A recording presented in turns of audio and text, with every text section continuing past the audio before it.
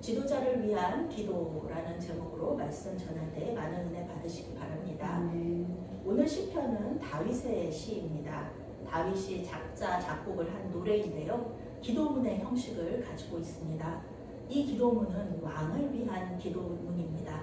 왕의 승리를 구하는 그런 기도문입니다. 다윗은 자신을 비롯한 이스라엘 왕들을 위해서 이 기도문을 노래로 만들었습니다. 이스라엘의 왕은 다른 고대 근동의 다른 왕들과는 다릅니다. 이스라엘의 왕은 하나님이세요. 이스라엘의 왕으로 기름 부음을 받았다고 해서 자기가 온전히 백성들이 자기 백성인 것이 아닙니다. 이스라엘의 왕은 기름 부음을 받은 하나님의 종입니다. 그래서 자기 백성을 다스리는 사람이 아니라 하나님의 백성을 잘 다스리고 돌보는 사람일 뿐입니다. 이스라엘의 왕 자신도 하나님을 왕으로 모시는 백성들 중에 한 명일 뿐입니다.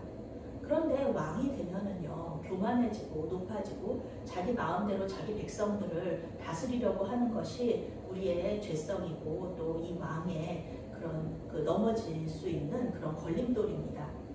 그래서 겸손하게 하나님의 백성들을 돌보고 다스리는 사명을 감당하기 위해서는 백성들의 기도가 아주 필수적이었다는 겁니다.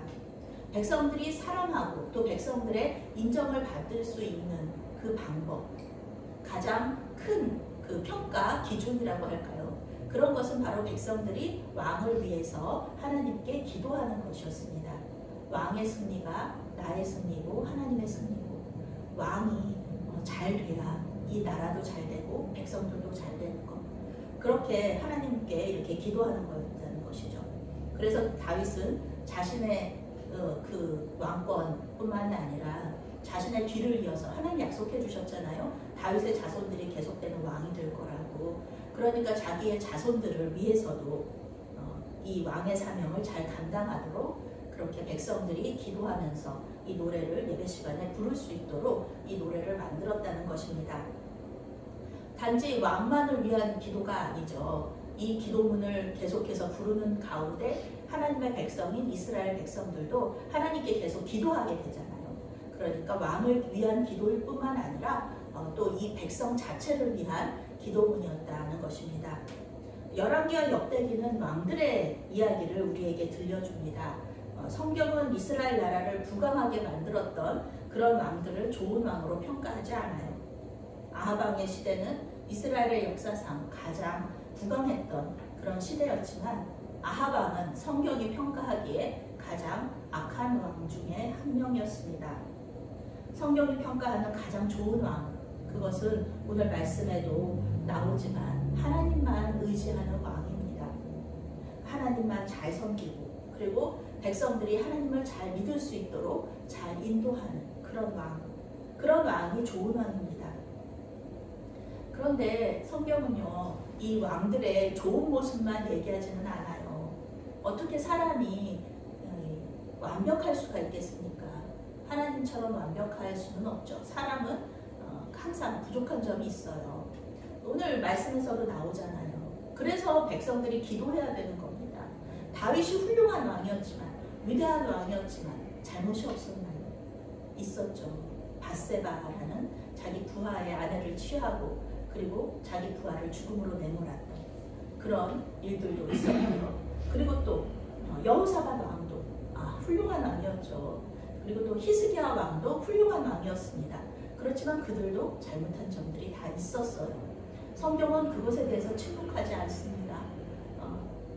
아무리 좋은 왕이어도 이렇게 부족한 점이 있었다라는 것을 얘기해주고 있어요. 왜 그런 일들을 얘기해주느냐? 백성들이 이 왕들을 위해서 계속해서 기도해야 되기 때문에. 사람이라면 부족한 점이 있잖아요. 완벽하지 않잖아요.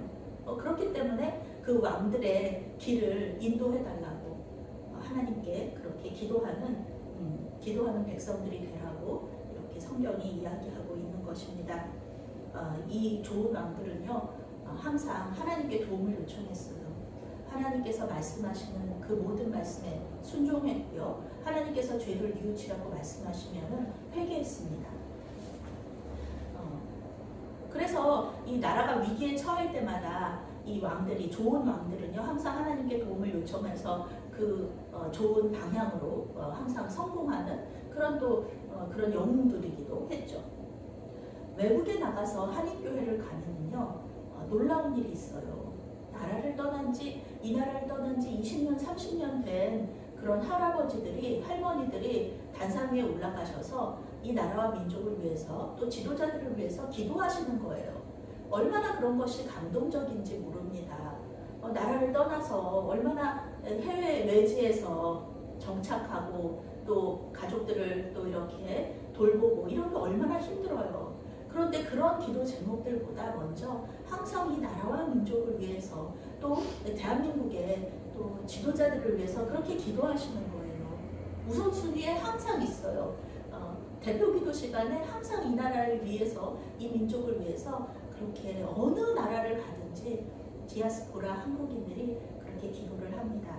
그래서 그런 기도를 들을 때마다 대한민국이 그나마 그래도 이렇게 평화롭게 또 살 수 있는 거, 이렇게 경제적으로 이렇게 편안하게 살 수 있는 거, 이런 것은 전부 다 저분들이 기도하셔서 하나님께서 들어주시는 거구나, 그렇게 생각을 하기도 합니다. 우리 한국교회의 아름다움이 바로 그것입니다.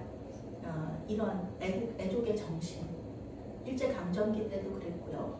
또 광복 후에 그도 항상 이 나라와 민족을 위해서 또 지도자들을 위하여서 우리 한국교회는 항상 기도했습니다.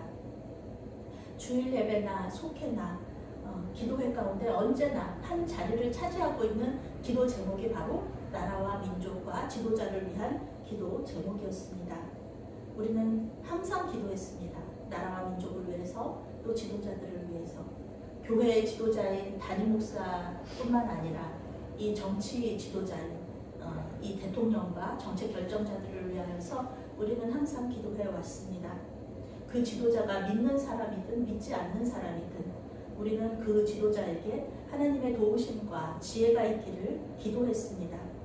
그 지도자를 통하여서 우리나라가 평안하고 경제적으로 부유한 그런 나라가 되기를 기도하면서 함께 이렇게 기도했던 것입니다.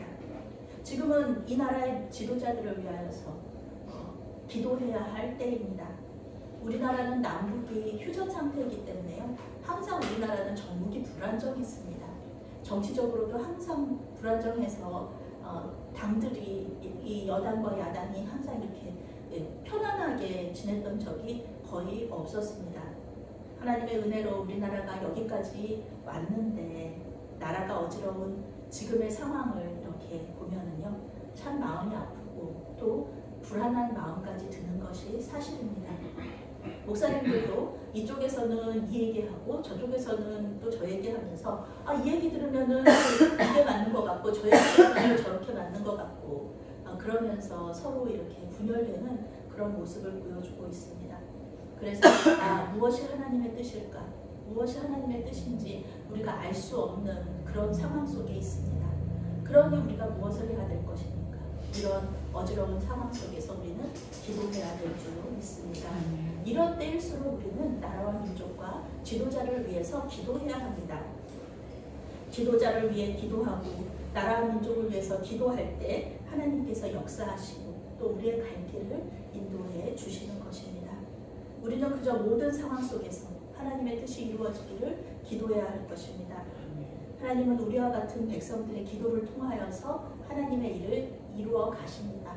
이 나라를 통하여서 하나님께서 하나님의 일을, 하나님의 역사를 또 하나님께서 살아계심을 나타내셨던 것처럼 앞으로도 우리의 기도를 통하여서 이 민족을 통하여서 하나님께서 하나님 살아계심을 나타내실 줄로 믿습니다.